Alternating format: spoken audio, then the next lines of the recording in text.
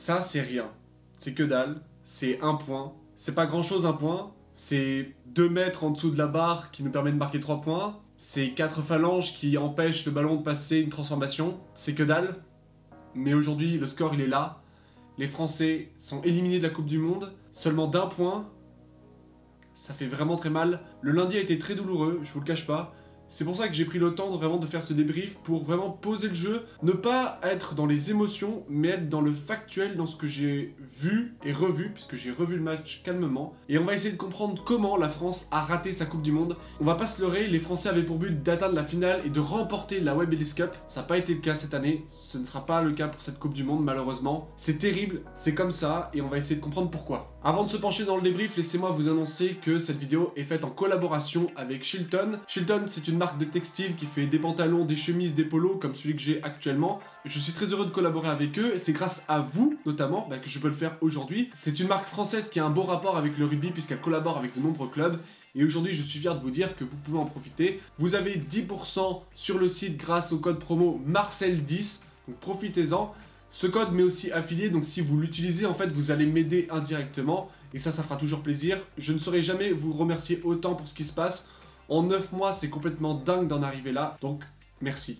Vraiment, merci. Pour ce qui est de l'arbitrage, allez voir en 3e partie de vidéo, parce que je voudrais parler d'abord du jeu. Vous avez très nombreux à faire des commentaires sur le post que j'ai mis après la défaite de la France. Je vais en passer quelques-uns dans cette vidéo. Malheureusement, là, je peux pas les lire parce que je filme avec mon téléphone, donc je peux pas le lire, etc. Et si je mets mon ordi, ça va faire un boucan pas possible. Mais je les ai lus et franchement, c'était très agréable. Merci du fond du cœur, encore une fois. Je m'attendais à avoir genre 5 à 10 commentaires. Vous avez été plus de 140, et ça c'est complètement fou. Premièrement, parlons du jeu, parlons de la stratégie. Les Français se sont fait avoir. Comme des bleus. Cette blague était nulle. Alors j'ai mes petites notes, désolé si je vais les lire un petit peu, mais c'est pour être plus précis. Les Français ont joué la possession, ont joué le territoire, et ça ne nous arrive jamais. Pour vous dire, j'ai fait une comparaison avec les matchs de cette année. J'ai pris les 4 matchs intéressants du tournoi Destination, et j'ai pris les 4 matchs du tournoi de préparation, le match face à la Nouvelle-Zélande. J'ai pas pris les petites équipes comme l'Italie au-delà du top 10 parce que c'est des matchs qui sont complètement différents avec une physionomie qui est différente. Et en fait, quand on regarde les matchs de l'année hors celui de l'Afrique du Sud, la moyenne de la possession en France, elle est de 45%. Face à l'Afrique du Sud, les Français avaient la possession à 60%. C'est 15% de plus. En fait, on n'a pas joué le jeu qu'on avait l'habitude de jouer. Est-ce qu'on a voulu surprendre les Sud-Africains? Peut-être, mais au final, on s'est fait avoir. Sur le territoire, c'est la même chose, on n'occupe pas autant le camp de l'adversaire. En moyenne, c'est 47%. Sur le match, on était à 63%. Et en fait, c'est là où c'est rageant. Parce que ce match, on se dit, on a la balle, on a la possession, on est chez l'ennemi, mais on n'arrive pas à scorer autant qu'on le veut. Et en défense, c'est la même chose. L'équipe de France est une nation qui habituellement défend beaucoup. On a souvent des matchs à plus de 100 plaquages. La moyenne, pour vous le dire, elle est à 162. Et contre l'Afrique du Sud, on a fait seulement 92 plaquages. C'est 70 de moins tentés en moyenne. Enfin, c'est pour vous dire qu'on n'a pas du tout eu le même jeu qu'on avait l'habitude de voir avec cette équipe de France. Habituellement, on avait un 15 de France qui est tranchant, qui va sanctionner la moindre erreur de ses adversaires. Et là, c'est l'Afrique du Sud qui a joué comme les Français habituellement. Et pourtant, le jeu était flamboyant. Vraiment, quand vous regardez le match, c'est kiffant. Les Français nous font vibrer pendant 70 minutes à peu près. Vous allez comprendre pourquoi. Parce qu'on est percutant, on fait des belles percées. Movaka qui est sensationnel, il pourrait jouer sans 3ème ligne, enfin vraiment, il était partout, il a fait très plaisir à voir, sa prestation est parfaite, je vous le dis, il réussit tous les lancers en touche, la touche française était au niveau international, c'est l'une des meilleures touches, on a eu des très belles combinaisons avec Danty et Penaud dans l'alignement, chose qui ne se voyait pas, on a fait des groupés pénétrants sur 20 mètres, des trucs sensationnels, enfin ça nous fait lever de nos sièges, et pourtant on perd. Et en fait la malice sud-africaine ça a été de nous fatiguer dans leurs 40 mètres, on n'arrive pas à concrétiser les moments forts, il y avait un peu de précipitation et du coup ça entraînait des erreurs, et dès qu'il y avait une erreur, les Sud-Africains, ils n'ont pas fait de cadeau. Cette fatigue, elle se fait ressentir. Il y a 2 moments qui, pour moi, le montrent clairement. C'est à la 56e, quand Jalibert rate le coup de pied qu'il doit trouver en touche sur une pénalité. Il nous fait perdre 5-6 mètres. Je n'ai jamais vu ça. C'est pas pour dénigrer Mathieu Jalibert, qui fait un très beau match, honnêtement, du côté offensif. Mais ce petit truc-là, c'est le petit truc qui, peut-être, nous dit, on aurait pu repartir. Et après, qui sait ce qui serait passé? On a le droit de faire des erreurs, c'est pas grave. Il y a un autre moment qui montre une fatigue française, c'est à la 74e. On a Thomas Ramos qui fait un renvoi au 22 et le renvoi va aller directement en touche. Là aussi, c'est une petite erreur, mais en fait, ces petites erreurs, elles montrent que on n'était pas parfait. on était excellent, mais on n'était pas parfait. Et quand on perd d'un point face à l'Afrique du Sud, championne du monde en titre, ça coûte la victoire. La fatigue était présente en fin de match, et à la 67e, on perd le match. Voilà, il y a le tournant, il y a l'essai d'Etzebet, et là, on est capot ouvert. Les joueurs sont fatigués, ça se voit. Il y a des regards, il y a une communication corporelle qui ne trompe pas. Si vous avez vu le quart de finale il y a 4 ans face au Pays de Galles, il y a ces mêmes regards dans le vide. Et ça, c'est pas une équipe qui est conquérante, c'est une équipe qui se pose des questions. Quand on voit que les Français prennent du temps pour se replacer sur les lignes médianes, tu sais, c'est un peu bizarre, tu vois, cette sensation de se dire on n'a pas trop envie d'aller combattre. Par exemple, à la 77e et 15 secondes, vraiment, vous allez voir, il y a le regard de Mathieu Jalibert qui est dans le vide, et là on comprend qu'il y a quelque chose qui nous échappe. Les 10 dernières minutes de ce match, en fait, on était sans solution. On attendait Damien Penaud comme si c'était le sauveur, qu'il allait traverser tout le terrain, qu'il allait casser la défense, mais ça s'est pas fait. Et en fait, on était impuissants. Et à cela s'ajoute la malice des Sud-Africains de faire des mêlées entre la 77e et la 78e, de les refaire. Ça, c'est de l'expérience. C'est comme ça. Ça aurait été les Français qui auraient gagné, on aurait dit pas de soucis, ça nous va. Là, ça nous convient pas, c'est normal qu'on gueule. Voilà, enfin, on s'est fait avoir. Et entre nous, ça vous a pas énervé de voir les Sud-Africains à chaque fois revenir, marquer des essais un peu casquettes? Entre nous, les Français ont fait ça pendant 4 ans. Je vous mets un extrait et vous me dites ce que vous en pensez. Imposé par Alun Wyn-Jones. Alternance, Chandelle. Elle est belle celle-ci, elle est belle. Allez, Teddy Thomas dans les airs peut-être face à Alf Penny qui comme un homme avancé. Allez, Anthony. Oui, Mathieu, il y va. Anthony Boutier sur ce jeu au pied, l'alternance française. Et l'essai sous les poteaux. Alors oui, on est en 2020, c'est le début du mandat Galtier. Et en fait, on peut dire que sur cet essai un peu casquette, les Français ont pu gagner le match derrière. Et voilà, donc en fait, on s'est fait avoir notre propre jeu. On pensait pas que c'était possible, mais c'est le cas. On voulait que la France fasse sa dépossession pendant de nombreuses années, on l'a pas du tout eu ce match-là. C'est comme ça, et dans ce sens, les Sud-Africains ont été meilleurs, ils ont été plus intelligents que nous. Et c'est tant mieux pour eux. C'est dommage pour nous, mais on va revenir plus fort. Deuxième point qui montre que les Français ont raté cette Coupe du Monde, c'est le manque de chance. Oui, World Rugby s'est planté en faisant les poules, en mettant 4 des favoris directement dans 2 poules.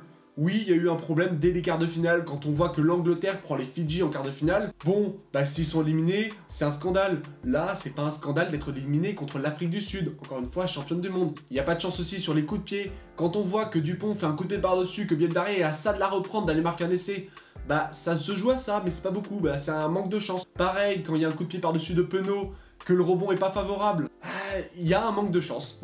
Voilà, je le répète, c'est terrible, mais c'est comme ça. Et alors vous allez me dire, la chance se provoque, et pour le coup, les Sud-Africains l'ont bien compris, ils nous ont arrosé de chandelles, de coups de pied par-dessus. Voilà. Qu'est-ce que vous voulez que je vous dise de plus? Ce match montre aussi nos faiblesses face aux coups de pied de pression. On a un manque sur les ailiers, notamment sur le contest en l'air. Voilà, on sait où il faut travailler, on va s'améliorer. On savait que c'était une zone de travail à faire. Les Sud-Africains ont exploité la faille, tant mieux pour eux. Par contre, dernier point qui n'allait pas pour les Français, c'est la mêlée. La mêlée, on s'est fait avoir, on a pris trop de pénalités là-dessus. Les Sud-Africains ont même osé demander la pénalité sur un marque-arrêt de volée. C'est con de se faire avoir comme ça, quoi. Et quand ta mêlée, elle va pas bien, après c'est compliqué sur ces phases de jeu. Et enfin, on va parler d'un sujet qui a été très important, l'arbitrage. Alors je mets un warning tout de suite, la vague de harcèlement qu'a pu prendre l'arbitre du match, monsieur Ben O'Keefe, non, c'est inacceptable. C'est pas possible aujourd'hui, le rugby est un jeu, ça doit rester un jeu, et s'il a fait des erreurs, des fois ça peut arriver. Un arbitre dans le rugby, c'est un sport qui est très complexe, donc oui en effet on peut se tromper parfois, mais harceler quelqu'un pour quelque chose qui doit être un sport et un spectacle, ce n'est pas acceptable. Maintenant, on va revenir sur l'arbitrage. Il y a plusieurs choses à mettre en valeur, c'est que déjà l'arbitre est néo-zélandais. Je m'étais trompé, moi en direct je pensais qu'il était géorgien, pas du tout, il est néo-zélandais. Et en fait l'arbitrage de l'hémisphère sud a tendance plus à favoriser le jeu. Donc c'est normal en fait de voir des fautes de chaque côté. Alors comme on est français et comme on veut voir les Français gagner, évidemment qu'on va voir toutes les fautes sud-africaines, évidemment qu'on va voir tous les contacts qui nous semblent illicites et des situations qui sont litigieuses, mais on peut faire la même chose contre les Bleus. Pour l'Afrique du Sud, on peut parler du supposé en avant d'Etzebet quand on est proche de notre ligne. Alors là, c'est à double tranchant. Soit le Sud-Africain, en fait, fait vraiment un en avant, c'est en avant volontaire, c'est carton jaune et c'est essai de pénalité parce qu'il n'y a personne derrière. Et si Etzebet fait l'effort de mettre le ballon en arrière, il n'y a pas en avant. Parce que la règle dans le rugby, c'est si vous essayez de mettre la balle en arrière et que la balle va en avant, soit par inertie, etc., en fait, c'est pas un en avant. Et là encore, c'est sujet à interprétation, ça se joue vraiment à ça. toutes les situations en fait litigieuses, elles se jouent à ça quoi. L'autre grosse situation qui a fait beaucoup polémique, c'est le contre de Colby sur Ramos sur la transformation. Alors la situation est complètement inédite, je n'ai jamais vu ça. J'ai essayé de faire le calcul et en fait pour moi Thomas Ramos met 3,45 secondes pour taper la transformation. Colby a 25 mètres à faire. Et du coup, humainement, c'est faisable. Ça se joue à ça, mais c'est faisable. Alors sur cette situation, la première chose à dire, c'est que Ramos tape beaucoup trop lentement la transformation, à mon goût. Alors il faut voir à quel moment on déclenche le chronomètre, si c'est au moment où il entame vraiment, il met le pied en arrière, ou alors il se... Enfin vraiment, ça se joue à que dalle. Mais le fait de voir Colby faire un compte sur une situation qui est complètement inédite, ça aurait demandé quand même au Timéo de revoir cette action. Et là j'en viens à un problème qui est pas dû à l'arbitre, mais bien au Timéo. En fait, on est dans un stade où il y a des caméras tous les 10 mètres. Si vous n'êtes pas capable de voir concrètement s'il part avant ou s'il part après, la Coupe du Monde est la plus grande compétition, il faut arriver à trouver des décisions qui soient cohérentes, qui soient justes, et puis communiquer ces décisions. Vous vous dites, ok, bah il part pas, on peut faire confiance à eux, c'est leur job, c'est leur métier. Mais il y a un manque de communication à ce niveau-là, et chacun va donner son avis pour dire, oui, il part devant, non, il part derrière. Et là, je trouvais qu'on était un peu dans la précipitation, ça allait assez vite. L'arbitre a dit tout de suite, ok, c'est bon. Est-ce qu'il aurait pas fallu mieux poser le jeu, des fois, de prendre le temps, plutôt que de vouloir jouer. Et ensuite, la dernière situation qui pour moi est importante de clarifier, c'est les contacts à la tête. Que ce soit sur Winnie Antonio, sur Penaud, sur Dupont, il y a eu dans le match des contacts directement au-dessus du torse. Et dans un rugby aujourd'hui où on prône la sécurité des joueurs, le fait de devoir faire attention à leur santé, c'est pas cohérent. En fait, il y a un truc qui m'énerve bien, c'est qu'on n'a pas un règlement assez clair. Pour moi, on peut trouver toujours des situations atténuantes, mais si on veut clairement protéger les joueurs, au bout d'un moment, il faudra dire, bah les contacts à la tête, c'est interdit, et à chaque fois, c'est rouge. Comme ça, bah on n'aura plus de contact à la tête, on aura des plaquages qui sont très bas. Évidemment, Etzebeth doit prendre un rouge, parce que quand vous regardez le plaquage du Namibien sur Antoine Dupont, c'est rouge, c'est à peu près la même situation. Il n'y a pas de circonstances atténuantes qui soient audibles. En plus, sur Winnie Antonio, pour moi, il y avait beaucoup de situations qui étaient problématiques, des coudes un peu hauts. Il y en avait du côté français aussi, c'est pour ça que je vais y revenir. Et la situation sur le France-Afrique du Sud, elle est incohérente vis-à-vis de tous les matchs de poule qu'on a eu.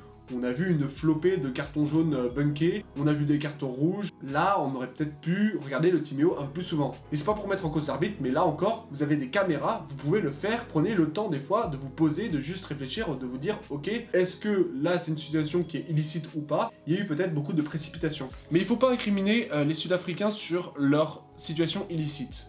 Parce que les Français, pour avoir revu le match, ils en font aussi. Et je les ai notés. Désolé, je vais lire parce que ça ira beaucoup plus vite. Il y a un plaquage haut de Penaud sur Etzebeth à la 10e minute sur le renvoi après l'essai de RNC. On a vu tout de suite que le bras était un peu long, ça avait retenu un petit peu au niveau de la gorge Etzebeth, mais on n'a rien dit. Et pourtant, ça revient quasiment au même niveau d'un plaquage à la tête. Sur certains contests, on s'est dit que les Sud-Africains laissaient traîner un peu les mains dans le ruck, les grattages étaient un peu illicites, etc. Mais les Français ont fait des erreurs aussi, je pense notamment à Woki qui fait un contest où il met la main sur le sol à la 28e minute. Il y a aussi des fautes françaises dans les rucks qui sont pas sifflées. Je pense à celle de Danty qui plaque du doigt dans le ruck à la 56e et à la 57e seconde. En fait, on n'a pas le droit de retenir un joueur, ça a été le cas, l'arbitre n'a pas sifflé, on veut laisser jouer, etc. Et pour les contacts à la tête, sachez qu'il y a un déblayage qui est un peu haut de Movaka sur le numéro 8 sud-africain à la 48e minute, 37e seconde. Il y a Ficou qui met le coude un peu haut sur De Klerk à la 52e. Donc les Français ne sont pas non plus à plaindre sur l'arbitrage. Tout ça, c'est pour dire que l'arbitre a été cohérent de A à Z tout au long du match. Donc mettre la défaite française uniquement sur l'arbitre, non, ce n'est pas juste. Ce qui est frustrant pour nous spectateurs, c'est de ne pas avoir un arbitrage cohérent en fonction des matchs. Selon l'arbitre, le mode de jeu va changer, les équipes, elles, s'y habituent et s'y préparent, mais nous spectateurs, pas du tout. Et c'est ça qui est dommage, peut-être qu'il faudra avoir un arbitrage plus lisse, quelles que soient les rencontres. Et toutes ces situations polémiques se jouent à ça. Et ça, en fait, ça c'est l'arbitrage, ça c'est le jeu, ça c'est le manque de chance. Tout ça, en fait, ça fait qu'il y a un point de différence à la fin, et que les Français perdent. Pour autant, on peut pas en vouloir à nos Bleus, parce que le 15 de France nous fait rêver depuis 4 ans. Aujourd'hui, si on est frustré de ne pas être qualifié en demi-finale, mais c'est très bien, parce que ce 15 de France nous fait vibrer, nous fait rêver, on a vécu des moments extraordinaires. Souvenez-vous, cette année, la victoire face à l'Angleterre, à Twickenham. Souvenez-vous de la plus grande victoire française face à la Namibie, la victoire face à la Nouvelle-Zélande. Le rugby français se porte très bien, et c'est ça qui est génial. Alors oui, on est déçus, et on a le droit, et c'est ce que Fabien Galtier disait en conférence de presse,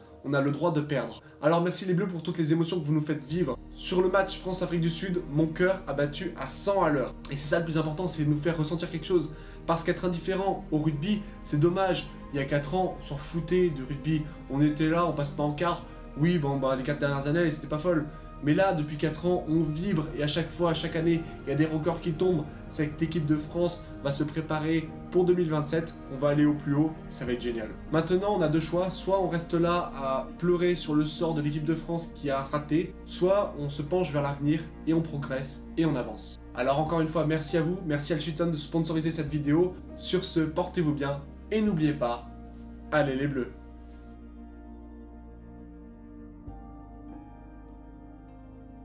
On perd, mais j'ai l'impression qu'on a été battu par plus fort que nous. J'ai pas trop la sensation d'avoir vécu 2011 ou 1995. Bon, 1995, j'étais pas né. Ouais, je suis jeune. Portez-vous bien.